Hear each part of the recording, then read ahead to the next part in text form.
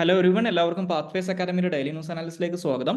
ഇന്ന് നമ്മൾ ഡിസ്കസ് ചെയ്യുന്ന topics CDSCO, fixed dose combination drugs, prevention of money laundering act, Pradhan Mantri Jan Dhan Yojana, places news ആയിട്ട് മാൽദീവ്സ്. അപ്പോൾ അതിനകത്ത് ആദ്യം ഡിസ്കസ് ചെയ്യാൻ പോകുന്നത് CDSCOയെ കുറിച്ചാണ്.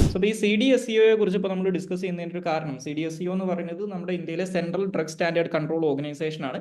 അപ്പോൾ അതിനെക്കുറിച്ച് ഡിസ്കസ് ചെയ്യാനുള്ള കാരണം ഈ മങ്കി പോക്സ് അല്ലെങ്കിൽ പണ്ട് മങ്കി പോക്സ് എന്ന് വിളിച്ചിരുന്ന ഇന്ന് എംപോക്സ് എന്ന് വിളിക്കുന്ന വൈറൽ ഡിസീസ് ഡിറ്റക്ട് ചെയ്യുന്നതിന് വേണ്ടിയിട്ടുള്ള RT-PCR ടെസ്റ്റിങ്ങിന് വേണ്ടിയിട്ടുള്ള കിറ്റുകളുടെ അപ്രൂവൽ ഈ CDSCO കൊടുത്തതായിട്ടുള്ള ഒരു വാർത്ത ഇന്നത്തെ ഹിന്ദുവിന്റെ പേജ് 12 വന്നിട്ടുണ്ട്. ആ ഒരു കോണ്ടെക്സ്റ്റിലാണ് ഇതിനെക്കുറിച്ച് ഡിസ്കസ് ചെയ്യുന്നത്. ഈ CDSCO അല്ലെങ്കിൽ central drug standard control organisation എന്ന് പറയുന്നത് ആ പേര് സൂചിപ്പിക്കുന്നത് പോലെ തന്നെ ഇന്ത്യയിലെ ഫാർമ സെക്ടറുമായിട്ട് ബന്ധപ്പെട്ട് പ്രവർത്തിക്കുന്ന ഹയസ്റ്റ് റെഗുലേറ്ററി ബോഡിയാണെന്ന് മനസ്സിലാക്കുക. അതായത് ഇന്ത്യയിൽ കോസ്മെറ്റിക്സ്, ഫാർമസ്യൂട്ടിക്കൽസ്, മെഡിക്കൽ ഡിവൈസസ് എന്നീ മേഖലകളെ റെഗുലേറ്റ് ചെയ്യുന്നതിന് വേണ്ടിയിട്ടുള്ള നാഷണൽ ലെവൽ റെഗുലേറ്ററി ബോഡിയാണ് CDSCO എന്ന് പറയുന്നത്. ഇന്ത്യയിലുള്ള ഡ്രഗ്സ് ആൻഡ് കോസ്മെറ്റിക്സ് ആക്ട് എന്ന് പറയുന്ന നിയമം നടപ്പിലാക്കുന്നതുമായിട്ട് ബന്ധപ്പെട്ടിട്ടുള്ള സെൻട്രൽ ഗവൺമെന്റിന്റെ സൈഡിൽ നിന്നുള്ള ഫംഗ്ഷൻസ് ഡിസ്ചാർജ് ചെയ്യാൻ റെസ്പോൺസിബിൾ ആയിട്ടുള്ള ഏജൻസി കൂടിയാണിത്. നമ്മുടെ union ministry of health and family വെൽഫെയറിന്റെ കീഴിലാണ്, അല്ലെങ്കിൽ അതിന്റെ അഡ്മിനിസ്ട്രേറ്റീവ് കൺട്രോളിന്റെ കീഴിലാണ് ഈ CDSCO പ്രവർത്തിക്കുന്നത്. ഈ CDSCOയുടെ ഹെഡ് എന്ന് പറയുന്നത് drugs controller general of India അല്ലെങ്കിൽ DCGI എന്ന് പറയുന്ന ഒഫീഷ്യലാണ്. ഇവരുടെ ഹെഡ് ക്വാർട്ടേഴ്സ് ലൊക്കേറ്റ് ചെയ്തിട്ടുള്ളത് ന്യൂഡൽഹിയിലാണ്. ഇനി ഇവർ ചെയ്യുന്ന പ്രധാനപ്പെട്ട ഫംഗ്ഷൻസ് എന്ന് പറയുന്നത് നേരത്തെ സൂചിപ്പിച്ചതുപോലെ തന്നെ ഈ ഫാർമസ്യൂട്ടിക്കൽസ്, കോസ്മെറ്റിക്സ്, മെഡിക്കൽ ഡിവൈസസ്, ഈ 3 മേഖലകൾ അല്ലെങ്കിൽ ഈ 3 കാര്യങ്ങളുമായിട്ട് ബന്ധപ്പെട്ടുള്ള കാര്യങ്ങൾ റെഗുലേറ്റ് ചെയ്യലാണ് ഇവർ ചെയ്യുന്നത്. അപ്പോൾ അതുമായിട്ട് ബന്ധപ്പെട്ട് ഇന്ത്യയിൽ പുതിയ ഡ്രഗുകൾക്ക് അപ്രൂവൽ കൊടുക്കുക, അതുപോലെ തന്നെ ഡ്രഗ്സിന്റെ ക്ലിനിക്കൽ ട്രയൽസിന് അനുമതി കൊടുക്കുക, ഈ ഡ്രഗ്സുമായിട്ട് ബന്ധപ്പെട്ടുള്ള സ്റ്റാൻഡേർഡ്സ് സെറ്റ് ചെയ്യുക, അതുപോലെ തന്നെ ഇന്ത്യയിലേക്ക് ഇമ്പോർട്ട് ചെയ്യുന്ന ഡ്രഗ്സിന്റെ മുകളിൽ ക്വാളിറ്റി കൺട്രോൾ എൻഷുർ ചെയ്യുക, അതുപോലെ തന്നെ സംസ്ഥാന തലത്തിലുള്ള ഡ്രഗ് കൺട്രോൾ ഓർഗനൈസേഷൻസ് ഉണ്ടാവും, അവരുമായിട്ട് ആക്ടിവിറ്റീസ് കോർഡിനേറ്റ് ചെയ്യുക, അവർക്ക് അഡ്വൈസ് കൊടുക്കുക, ഈ വക കാര്യങ്ങളൊക്കെയാണ് ഈ CDSCO എന്ന് പറയുന്ന റെഗുലേറ്ററി ബോഡി ചെയ്യുന്നത്. ഇനി ഇത് കൂടാതെ ഈ CDSCOയും സ്റ്റേറ്റ് ലെവലിൽ വരുന്ന ഇതിന് സമാനമായിട്ടുള്ള ഡ്രഗ് കൺട്രോൾ ഓർഗനൈസേഷൻസ് ഉണ്ട്, അല്ലെങ്കിൽ സ്റ്റേറ്റ് ഡ്രഗ് റെഗുലേറ്റേഴ്സ് ഉണ്ട്. അവരുമായിട്ട് ചേർന്നുകൊണ്ട് ഇവർക്കുള്ള ഒരു ജോയിന്റ് റെസ്പോൺസിബിലിറ്റിയാണ്. ഇന്ത്യയിൽ certain specialized categories of critical drugs ഉണ്ട്. അതായത് blood products, IV fluids, vaccines, sera പോലുള്ള കാര്യങ്ങൾക്കൊക്കെ അപ്രൂവൽ കൊടുക്കുന്നത് അല്ലെങ്കിൽ അതിനുള്ള ലൈസൻസുകൾ അപ്രൂവ് ചെയ്യുന്നത് ഈ CDSCOയും സ്റ്റേറ്റ് റെഗുലേറ്റേഴ്സും കൂടി ജോയിന്റ് ആയിട്ടാണെന്ന് മനസ്സിലാക്കുക. ഇനി നമുക്ക് അടുത്തതായിട്ട് ഡിസ്കസ് ചെയ്യാനുള്ള ടോപ്പിക് ഫിക്സ്ഡ് ഡോസ് കോമ്പിനേഷൻ ഡ്രഗ്സിനെ കുറിച്ചാണ്. അപ്പോൾ ഈ ഫിക്സ്ഡ് ഡോസ് കോമ്പിനേഷൻ ഡ്രഗ്സ് അല്ലെങ്കിൽ FDCസിനെ കുറിച്ച് ഇപ്പോൾ നമ്മൾ ഡിസ്കസ് ചെയ്യാനുള്ള ഒരു കാരണം, ഇപ്പോൾ റീസെന്റ് നമ്മുടെ ഈ നേരത്തെ പറഞ്ഞ സെയിം CDSCO ഇന്ത്യയിൽ ഒരു പുതിയ ഓൾറെഡി യൂസിലുണ്ടായിരുന്ന ഒരു 156ഓളം കോമ്പിനേഷൻ ഡ്രഗ്സുകൾ അല്ലെങ്കിൽ ഫിക്സ്ഡ് ഡോസ് കോമ്പിനേഷൻ ഡ്രഗ്സുകളെ നിരോധിച്ചിട്ടുണ്ടായിരുന്നു. അപ്പോൾ ആ ഒരു കോണ്ടെക്സ്റ്റിൽ ഇതുമായിട്ട് ബന്ധപ്പെട്ട് ഈ നിരോധനത്തെക്കുറിച്ചും നിരോധിച്ചിട്ടുള്ള ഡ്രഗ്സ് ഏതൊക്കെയാണെന്നും എന്തുകൊണ്ടാണ് ഇവരെ നിരോധിച്ചത്, എന്താണ് ഈ പറയുന്ന FDCs അല്ലെങ്കിൽ ഫിക്സ്ഡ് കോമ്പിനേഷൻ ഡ്രഗ്സ് എന്തൊക്കെയാണെന്നുള്ള കാര്യങ്ങളൊക്കെ എക്സ്പ്ലെയിൻ ചെയ്തുകൊണ്ട് ഇന്ത്യൻ എക്സ്പ്രസിന്റെ എക്സ്പ്ലെയിൻഡ് പേജിനകത്ത് അവരൊരു ആർട്ടിക്കിൾ പബ്ലിഷ് ചെയ്തിട്ടുണ്ട്. ആ ഒരു കോണ്ടെക്സ്റ്റിലാണ് ഇതിനെക്കുറിച്ച് ഡിസ്കസ് ചെയ്യുന്നത്. അപ്പോൾ ബേസിക്കലി ഈ ഫിക്സ്ഡ് ഡോസ് കോമ്പിനേഷൻ ഡ്രഗ്സ് എന്ന് പറയുന്നത് ആ പേര് സൂചിപ്പിക്കുന്നത് പോലെ തന്നെ 2ഓ അതിലധികമോ ആക്റ്റീവ് ഇൻഗ്രീഡിയൻസ് ഉള്ള കമ്പൈൻഡ് ആയിട്ടുള്ള, അതായത് 2ഓ അതിൽ കൂടുതലോ ഡ്രഗ്സിനെ കൂട്ടി യോജിപ്പിച്ചുകൊണ്ട് ഉണ്ടാക്കുന്ന കമ്പൈൻഡ് അല്ലെങ്കിൽ ഫിക്സ്ഡ് ഡോസ് ഡ്രഗ്സിനെയാണ് അല്ലെങ്കിൽ അത്തരത്തിലുള്ള മെഡിസിൻസിനെയാണ് ഫിക്സ്ഡ് ഡോസ് ഡ്രഗ്സ് അല്ലെങ്കിൽ ഈ പറയുന്ന കോമ്പിനേഷൻ ഡ്രഗ്സ് എന്നുള്ള പേരിലൊക്കെ അറിയപ്പെടുന്നത്. അപ്പോൾ ഒരു സിംഗിൾ ഡോസേജ് ഫോമിൽ അല്ലെങ്കിൽ ഒരു സിംഗിൾ ടാബ്ലറ്റിന്റെയോ അല്ലെങ്കിൽ ഒരു ഷോട്ടിന്റെയോ ഒക്കെ ഫോമിൽ രണ്ടിലധികം ആക്റ്റീവ് ഇൻഗ്രീഡിയൻസ് കമ്പൈൻ ചെയ്യുന്ന ഡ്രഗ്സ് ആണെന്ന് മനസ്സിലാക്കുക. അപ്പൊ അതുകൊണ്ട് തന്നെ ഇതിനകത്ത് ഒന്നിൽ കൂടുതൽ ഡ്രഗ്സ് ഈ ഒരൊറ്റ ഡോസിനകത്ത് വരുന്നതുകൊണ്ട് തന്നെ ഇതിനെ കോക്ടെയിൽ ഡ്രഗ്സ് എന്നും പോപ്പുലർലി ആളുകൾ വിളിക്കാറുണ്ട്. കാരണം ഒന്നിലധികം ആക്റ്റീവ് ഇൻഗ്രീഡിയൻസ് അല്ലെങ്കിൽ ഒന്നിലധികം ഡ്രഗ്സ് ഇതിനകത്ത് കൂടി ചേരുന്നുണ്ട്. അപ്പൊ ഈ പറയുന്ന ഫിക്സ്ഡ് ഡോസ് ഡ്രഗ്സിന്റെ അല്ലെങ്കിൽ ഫിക്സ്ഡ് ഡോസ് കോമ്പിനേഷൻ ഡ്രഗ്സിന്റെ ഒരു പർപ്പസ് എന്ന് പറഞ്ഞു കഴിഞ്ഞാൽ, ഇപ്പൊ ചില അസുഖങ്ങളുള്ള ആളുകൾക്ക്, ഇപ്പൊ എസ്പെഷ്യലി ഇപ്പൊ TB ഒക്കെ പോലുള്ള അസുഖങ്ങളുള്ള ആൾക്കാർക്ക് ഒന്നിലധികം ഡ്രഗ്സ് കഴിക്കേണ്ടതായിട്ട് വരും. അപ്പോൾ അത് ആ 2ഓ 3ഓ ഡ്രഗ്സ് ഇവർക്ക് കഴിക്കേണ്ടതായിട്ടുള്ളത് ഒരൊറ്റ ഡ്രഗിനകത്ത് അല്ലെങ്കിൽ ഒരൊറ്റ ഡോസേജ് ഫോമിലേക്ക് മാറ്റിയിട്ട് അത് കൊടുത്തു കഴിഞ്ഞാൽ ഇത് ഈ മെഡിക്കേഷൻ കുറച്ചും കൂടി ഈസി ആയിരിക്കും. ഈ പേഷ്യൻസ് കുറച്ചും കൂടി അത് എല്ലാ ദിവസവും ഈ മെഡിക്കേഷൻ ഫോളോ ചെയ്യാൻ അവർക്ക് കുറച്ച് ഈസി ആയിരിക്കും. അങ്ങനെയുള്ള ചില അഡ്വാൻറ്റേജസ് ഉണ്ട്. അപ്പോൾ അതുകൊണ്ട് തന്നെ ഈ ഫിക്സ്ഡ് ഡോസ് കോമ്പിനേഷൻ ഡ്രഗ്സിന് ഇങ്ങനെ ചില അഡ്വാൻറ്റേജസ് ഉള്ളത് കൊണ്ട് തന്നെ ഈ ട്യൂബർക്കുലോസിസ് ഒക്കെ പോലുള്ള, അതുപോലെ തന്നെ ഡയബറ്റീസ് ഒക്കെ പോലുള്ള അസുഖങ്ങൾ ബാധിച്ചിട്ടുള്ള ആളുകൾക്ക് ഈ ഫിക്സഡ് ഡോസ് കോമ്പിനേഷൻ ഡ്രഗ്സ് കുറച്ചും കൂടി ഒരു അഡ്വാൻറ്റേജ് ആണെന്ന് മനസ്സിലാക്കുക. കാരണം ഇതുമായിട്ട് ബന്ധപ്പെട്ട് വരുന്ന മൾട്ടിപ്പിൾ മെഡിസിൻസ് റെഗുലർ ആയിട്ട് എടുക്കേണ്ട, പകരം ഒരൊറ്റ ഡോസ് ഓഫ് ഡ്രഗ്സ് എടുത്താൽ മതി എന്നുള്ള ഒരു അഡ്വാൻറ്റേജ് ഇതിനകത്തുണ്ട്. അപ്പോൾ ഈ പേഷ്യൻസിന് മുമ്പിൽ വെക്കുന്ന നമ്പർ ഓഫ് പിൽസിന്റെ എണ്ണം കുറയും. അപ്പോൾ അതുകൊണ്ട് തന്നെ അത് അവർ ഫോളോ ചെയ്യാൻ കുറച്ചും കൂടി ഈസി ആയിരിക്കും എന്നുള്ള, ഈ ട്രീറ്റ്മെന്റുമായിട്ട് അവർ സ്റ്റിക്ക് ഓൺ ചെയ്ത് പോകാനുള്ള സാധ്യത കുറച്ചും കൂടി കൂടുതലായിരിക്കും എന്നുള്ള ഒരു അഡ്വാൻറ്റേജ് ഈ ഫിക്സഡ് ഡോസ് കോമ്പിനേഷൻ ഡ്രഗ്സിനുണ്ട്. പക്ഷെ അതേസമയം ഫിക്സഡ് ഡോസ് കോമ്പിനേഷൻ ഡ്രഗ്സിന്റെ മറ്റൊരു പ്രശ്നം എന്ന് പറയുന്നത്, ഇപ്പോൾ ഈ നമ്മുടെ കോമൺ ആയിട്ടുള്ള ഫ്ലൂ, അതായത് സാധാരണഗതിയിൽ ആളുകൾക്ക് വരുന്ന കോൾഡ്, പനിക്കൊക്കെ ഉപയോഗിക്കുന്ന ചില ഫിക്സഡ് ഡോസ് കോമ്പിനേഷൻ ഡ്രഗ്സ് ഉണ്ട്.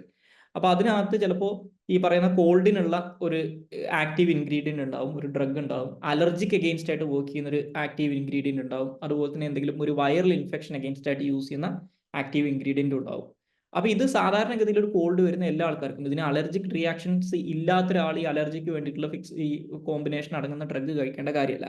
അപ്പോൾ ഇതുകൊണ്ട് തന്നെ ആൾക്കാർ ഇതിന്റെ ഈ പറയുന്ന ഈ ഡ്രഗ്സ് കഴിക്കാൻ ആവശ്യമില്ലാത്തത്, ഇതിനകത്തുള്ള ചില ഇൻഗ്രീഡിയൻസിന്റെ ഒരു ആവശ്യമില്ലാത്ത ആൾക്കാർ പോലും ഇത് കൺസ്യൂം ചെയ്യുന്ന ഒരു അവസ്ഥ വരും. സോ അപ്പോൾ ആ ഒരു സാഹചര്യത്തിലാണ് ഇത്തരത്തിൽ നിലവിൽ റെലവൻസ് ഇല്ലാത്ത, അല്ലെങ്കിൽ നിലവിൽ അമിതമായിട്ടുള്ള ഉപയോഗമാണെന്നൊക്കെ ഗവൺമെന്റിന് തോന്നുന്ന, ആവശ്യമില്ലാത്ത ആൾക്കാർ ചില ഇൻഗ്രീഡിയൻസ് അടങ്ങുന്ന ഡ്രഗ്സ് കഴിക്കുന്നു എന്നൊക്കെ ഗവൺമെന്റിന് തോന്നുന്ന ചില ഡ്രഗ്സ് ഗവൺമെന്റ് നിരോധിക്കാറുണ്ട്. അപ്പോൾ നമ്മുടെ ഇന്ത്യയിൽ ഇതുമായിട്ട് ബന്ധപ്പെട്ട് നിരോധിക്കപ്പെട്ടിട്ടുള്ള ഡ്രഗ്സിന്റെ ഒരു ലോങ് ലിസ്റ്റ് തന്നെയുണ്ട്.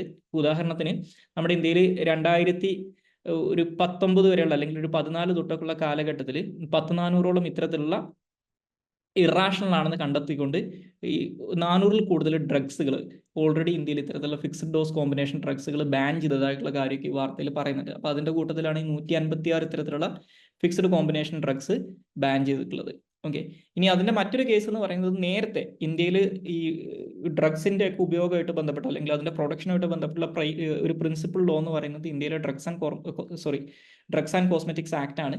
അപ്പോൾ അതുമായിട്ട് ബന്ധപ്പെട്ട് നേരത്തെ ഈ ഫിക്സഡ് ഡോസ് കോമ്പിനേഷൻ ഡ്രഗ്സിനെ ഒരു സെപ്പറേറ്റ്, അതായത് ഒരു പുതിയ മെഡിസിൻ ആയിട്ട്, പുതിയൊരു ഡ്രഗ് ആയിട്ട് കണക്കാക്കില്ലായിരുന്നു. കാരണം ഓൾറെഡി മാർക്കറ്റിൽ റിലീസ് ചെയ്തിട്ടുള്ള എക്സിസ്റ്റിംഗ് ആയിട്ടുള്ള ഇൻഗ്രീഡിയൻസ്, അല്ലെങ്കിൽ എക്സിസ്റ്റിംഗ് ആയിട്ടുള്ള ഡ്രഗ്സിനെ കമ്പൈൻ ചെയ്തിട്ടാണ് അത് ഉണ്ടാക്കുന്നത്. പക്ഷേ 2019 വന്നിട്ടുള്ള drugs and clinical trials rules അനുസരിച്ച് ഈ ഫിക്സഡ് ഡോസ് കോമ്പിനേഷൻ ഡ്രഗ്സിനെ ന്യൂ ഡ്രഗ് ആയിട്ട് കണക്കാക്കണം എന്ന് പറയുന്നുണ്ട്. അപ്പോൾ അതുകൊണ്ട് തന്നെ പുതുതായിട്ട് വരുന്ന ഈ 2019 ശേഷം വരുന്ന ഫിക്സഡ് ഡോസ് കോമ്പിനേഷൻ ഡ്രഗ്സിനെല്ലാം തന്നെ പുതിയ ഡ്രഗ് ആയിട്ട് കണക്കാക്കുന്നതുകൊണ്ട് തന്നെ അത് നമ്മുടെ ഇന്ത്യയിലെ ഈ CDSCO പോലുള്ള സെൻട്രൽ ഡ്രഗ് റെഗുലേറ്റേഴ്സിന്റെ അപ്രൂവൽ കിട്ടിയാൽ മാത്രമേ മാർക്കറ്റിൽ ഇറക്കാൻ പറ്റൂ എന്നുള്ളൊരു കാര്യം ഇപ്പോൾ ഉണ്ടെന്ന് ഓർത്തിരിക്കുക. അപ്പോൾ അതായത് ഇതിന്റെ മുകളിലുള്ള റെഗുലേഷൻസ് ഓവർ ദി ഇയേഴ്സ് കൂടി വന്നിട്ടുള്ളതായിട്ട് മനസ്സിലാക്കുക. ഇനി നമുക്ക് അടുത്തതായിട്ട് ഡിസ്കസ് ചെയ്യാനുള്ള topic prevention of money laundering ആക്ടിനെ കുറിച്ചാണ്. അപ്പോൾ ഈ പ്രിവെൻഷൻ ഓഫ് മണി ലോണ്ടറിങ് ആക്ടിനെ കുറിച്ച് ഡിസ്കസ് ചെയ്യുന്നതിന്റെ ഒരു കോണ്ടെക്സ്റ്റ് എന്ന് പറയുന്നത്, ഈ PMLA കേസുമായിട്ട് ബന്ധപ്പെട്ട് വിചാരണ തലവിലായിരുന്ന ഈ ഒരു പൊളിറ്റീഷ്യന് സുപ്രീം കോടതി ജാമ്യം കൊടുത്തതായിട്ടുള്ള ഒരു വാർത്ത ഇന്നത്തെ എല്ലാ മുഖ്യധാരാ മാധ്യമങ്ങളിലും, അല്ലെങ്കിൽ എല്ലാ പത്രങ്ങളിലും വന്നിട്ടുണ്ട്. അപ്പോൾ ഇതിനകത്ത് ഈ പ്രിവെൻഷൻ ഓഫ് മണി ലോണ്ടറിങ് ആക്ടിന്റെ ഒരു സ്ട്രിഞ്ചന്റ് ആയിട്ടുള്ള പ്രൊവിഷൻ എന്ന് പറഞ്ഞു കഴിഞ്ഞാൽ, prevention of money laundering act അനുസരിച്ച് ഇപ്പോൾ UAPA കേസുകൾ പോലെ തന്നെയാണ് ഈ പ്രിവെൻഷൻ ഓഫ് മണി ലോണ്ടറിങ് ആക്ടിന്റെ കീഴിൽ ബെയിൽ കിട്ടുക എന്നുള്ളത് എക്സ്ട്രീംലി ഡിഫിക്കൽട്ട് ആണ്. പക്ഷേ സുപ്രീം കോടതി ഇപ്പോൾ ഇതിനകത്ത് പറഞ്ഞിട്ടുള്ള ഒരു കാര്യം എന്ന് പറയുന്നത്, ഈവൻ PMLA കേസുകളിൽ പോലും ബെയിൽ ഈസ് ദി നോം, ജയിൽ ഈസ് ദി എക്സെപ്ഷൻ എന്ന് പറഞ്ഞിട്ടുണ്ട്. അതായത് നോർമലി ക്രിമിനൽ കേസുകളിൽ പറയുന്ന ഒരു കാര്യമാണത്. അതായത് സാധാരണഗതിയിൽ ക്രിമിനൽ കേസുകളിൽ കസ്റ്റഡിയിലുള്ള ആളുകൾ ജാമ്യാപേക്ഷയായിട്ട് വന്നു കഴിഞ്ഞാൽ അവർക്ക് ജാമ്യം കൊടുക്കാൻ ശ്രമിക്കണം. എക്സെപ്ഷണൽ കേസുകളിൽ മാത്രമേ അവർ ജയിലിലിടാവൂ എന്ന് പറയുന്നുണ്ട്. അപ്പോൾ ഈ PMLA കേസുകളിൽ ഇതായിരുന്നില്ല അവസ്ഥ. മാസങ്ങളോളം വർഷങ്ങളോളം ഒക്കെ ആളുകൾ വിചാരണ തടവുകാരായിട്ട് ജയിലിൽ കിടക്കുന്ന ചില ഹൈ പ്രൊഫൈൽ കേസുകൾ നമുക്ക് അതിനകത്ത് കണ്ടെത്താൻ പറ്റും. ജയിലിൽ കിടക്കുന്ന അവസ്ഥ ഉണ്ടായിരുന്നു. പക്ഷേ ഈ PMLA കേസുകൾക്കും ഇത് ബാധകമാണ് എന്നുള്ള കാര്യം പറഞ്ഞുകൊണ്ട് സുപ്രീം കോടതി ഒരു വിധി, ജാമ്യം കൊടുത്തുകൊണ്ടുള്ള ഒരു വിധി പ്രസ്താവിച്ചിട്ടുണ്ട്. അപ്പോൾ ആ ഒരു കോണ്ടെക്സ്റ്റിലാണ് നമ്മൾ ഈ പ്രിവെൻഷൻ ഓഫ് മണി ലോണ്ടറിങ് ആക്ടിനെ കുറിച്ച് ഡിസ്കസ് ചെയ്യുന്നത്. അപ്പോൾ 2002 ഈ prevention of money laundering act, അല്ലെങ്കിൽ PMLA എന്ന് പറയുന്ന നിയമം ഇന്ത്യൻ പാർലമെന്റ് എനാക്ട് ചെയ്യുന്നത്. ബേസിക്കലി ആ പേര് സൂചിപ്പിക്കുന്നത് പോലെ തന്നെ ഇന്ത്യയിലെ മണി ലോണ്ടറിങ്ങിനെ കോമ്പാറ്റ് ചെയ്യുന്നതിന് വേണ്ടിയിട്ട്, കള്ളപ്പണം വെളുപ്പിക്കുന്നതിനെ തടയുന്നതിന് വേണ്ടിയിട്ട്, അതുമായിട്ട് ബന്ധപ്പെട്ട ആളുകൾ സ്വത്തുക്കൾ സമ്പാദിച്ചിട്ടുണ്ടെങ്കിൽ ആ സ്വത്ത് സമ്പാദിച്ച കാര്യങ്ങളൊക്കെ പിടിച്ചെടുക്കുന്നതിനൊക്കെ വേണ്ടിയിട്ടുള്ള, ബേസിക്കലി ഈ മണി ലോണ്ടറിങ്ങിനെ പ്രിവെന്റ് ചെയ്യാനും മണി ലോണ്ടറിങ്ങിനെ കോമ്പാറ്റ് ചെയ്യുന്നതിന് വേണ്ടിയിട്ട് ഇന്ത്യൻ പാർലമെന്റ് പാസ്സാക്കിയിട്ടുള്ള നിയമമാണ് prevention of money laundering act എന്ന് മനസ്സിലാക്കുക. 1980-കളിൽ വന്നിട്ടുള്ള വിയന്ന കൺവെൻഷൻ എന്ന് പറയുന്ന ഈ പറയുന്ന ഡ്രഗ് മണിയൊക്കെ ആയിട്ട് ബന്ധപ്പെട്ടിട്ടുള്ള ഒരു ഇന്റർനാഷണൽ കൺവെൻഷൻ ഉണ്ട്. അപ്പോൾ അതിനോട്ടുള്ള ഇന്ത്യയുടെ കമ്മിറ്റ്മെന്റിന്റെ പുറത്താണ് നമ്മൾ ഈ prevention of money laundering act പാസ്സാക്കുന്നത്. അപ്പോൾ ഇന്ത്യയിൽ ഈ prevention of money laundering act അനുസരിച്ച് prevention of money laundering act നടപ്പിലാക്കാൻ, അല്ലെങ്കിൽ അതിന്റെ എൻഫോഴ്സ്മെന്റ് ഏജൻസി എന്ന് പറയുന്നത് സ്റ്റേറ്റ് പോലീസ് അല്ല, പകരം എൻഫോഴ്സ്മെന്റ് ഡയറക്ടറേറ്റ് ആണ്. സെൻട്രൽ ഗവൺമെന്റിന്റെ കീഴിൽ വരുന്ന, നമ്മുടെ മിനിസ്ട്രി ഓഫ് ഫിനാൻസിന്റെ കീഴിൽ വരുന്ന, ഡിപ്പാർട്ട്മെന്റ് ഓഫ് റവന്യൂവിന്റെ അണ്ടറിൽ വരുന്ന എൻഫോഴ്സ്മെന്റ് ഡയറക്ടറേറ്റ് ആണ് ഈ prevention of money laundering act enforce ചെയ്യാൻ റെസ്പോൺസിബിൾ ആയിട്ടുള്ള ഇൻവെസ്റ്റിഗേറ്റീവ് ഏജൻസി എന്ന് പറയുന്നത്. അപ്പോൾ അതുമായിട്ട് ബന്ധപ്പെട്ട് especially prevention of money laundering ആക്ടിന് ഈ അടുത്ത കാലത്തായിട്ട് വന്നിട്ടുള്ള ചില അമെൻമെന്റുകളിലൂടെ വലിയ രീതിയിലുള്ള അധികാരങ്ങൾ എൻഫോഴ്സ്മെന്റ് ഡയറക്ടറേറ്റിന് കിട്ടിയിട്ടുണ്ട്. അപ്പോൾ ഇന്ത്യയിലുള്ള എല്ലാ ഫിനാൻഷ്യൽ ഇൻസ്റ്റിറ്റ്യൂഷൻസിനും RBI ഉൾപ്പെടെയുള്ള ബാങ്കുകൾ, മ്യൂച്വൽ ഫണ്ടുകൾ, ഇൻഷുറൻസ് കമ്പനീസ്, മറ്റുള്ള ഫിനാൻഷ്യൽ ഇന്റർമീഡിയറീസ്, ഇവർക്ക് എല്ലാവർക്കും തന്നെ prevention of money laundering act ബാധകമാണ്. അതുപോലെ തന്നെ ഈ പ്രിവെൻഷൻ ഓഫ് മണി ലോണ്ടറിങ് ആക്ടിന്റെ പ്രധാനപ്പെട്ട ലക്ഷ്യങ്ങൾ പറയുന്നത്, ഒന്ന് മണി ലോണ്ടറിങ്ങിനെ പ്രിവെന്റ് ചെയ്യുക, രണ്ട് ഈ മണി ലോണ്ടറിങ്ങിലൂടെ സംഭവിക്കുന്ന പ്രധാനപ്പെട്ട ഒരു നെഗറ്റീവ് എഫക്റ്റ് എന്ന് പറഞ്ഞു കഴിഞ്ഞാൽ ടെററിസം പോലുള്ള ഇല്ലീഗൽ ആക്ടിവിറ്റീസിലേക്ക് പണം എത്തുന്നു എന്നുള്ളതാണ്. അപ്പോൾ ഇത്തരത്തിലുള്ള ഇല്ലീഗൽ ആക്ടിവിറ്റീസിലേക്കുള്ള പണം എത്തുന്നതും അതുപോലെ തന്നെ ഫിനാൻഷ്യൽ ക്രൈംസും തടയുക എന്നുള്ളതും പ്രിവെൻഷൻ ഓഫ് മണി ലോണ്ടറിങ് ആക്ടിന്റെ ഒരു ഡിക്ലെയർഡ് ഒബ്ജക്റ്റീവ് ആണ്. അതുപോലെ തന്നെ ഈ പ്രിവെൻഷൻ ഓഫ് ഈ മണി ലോണ്ടറിങ്ങിലൂടെ സമ്പാദിച്ചിട്ടുള്ള അല്ലെങ്കിൽ ഈ കള്ളപ്പണം വെളുപ്പിക്കലിലൂടെ ആളുകൾ സമ്പാദിച്ചിട്ടുള്ള സ്വത്തുവകകൾ പിടിച്ചെടുക്കുക, അത് കോൺഫിസ്കേറ്റ് ചെയ്യുക എന്നുള്ളതും ഇതിന്റെ ഒരു ലക്ഷ്യമാണ്. ഇനി ഈ പറയുന്ന prevention of money laundering act അനുസരിച്ച് ആളുകൾക്ക് കിട്ടാവുന്ന പണിഷ്മെന്റിന്റെ കേസ് നോക്കിക്കഴിഞ്ഞാൽ, ഒന്ന് ആളുകളുടെ അസറ്റ്സ് അതുപോലെ തന്നെ റെക്കോർഡ്സ് ഒക്കെ സീസ് ചെയ്യപ്പെടാം അല്ലെങ്കിൽ പിടിച്ചെടുക്കപ്പെടാം. പ്രോപ്പർട്ടീസ് ഗവൺമെന്റിനെ അറ്റാച്ച് ചെയ്യാം, അതായത് സ്വത്തുവകകൾ ഗവൺമെന്റിന് പിടിച്ചെടുക്കാൻ പറ്റും. അതുപോലെ തന്നെ ഏറ്റവും കുറഞ്ഞത് 3 വർഷം വരെ തടവ് ശിക്ഷ കിട്ടാം, അത് 7 വർഷം വരെ ഈ തടവ് ശിക്ഷ കൂടാൻ പറ്റും. അതുപോലെ തന്നെ ഇതിന്റെ കേസിൽ ഫൈനിന് ലിമിറ്റ് ഇല്ല, അതായത് ഒരു അൺലിമിറ്റഡ് ഫൈൻ ആണ് പറയുന്നത്. എത്ര രൂപ വരെ വേണമെങ്കിലും ഇതിന് പിഴ ശിക്ഷയായിട്ട് ഈടാക്കാം എന്നും പറയുന്നുണ്ട്. ഇനി നമുക്ക് അടുത്തതായിട്ട് ഡിസ്കസ് ചെയ്യാനുള്ള ടോപ്പിക് പ്രധാനമന്ത്രി ജൻധൻ യോജനയെ കുറിച്ചാണ്, അല്ലെങ്കിൽ PMJDY കുറിച്ചാണ്.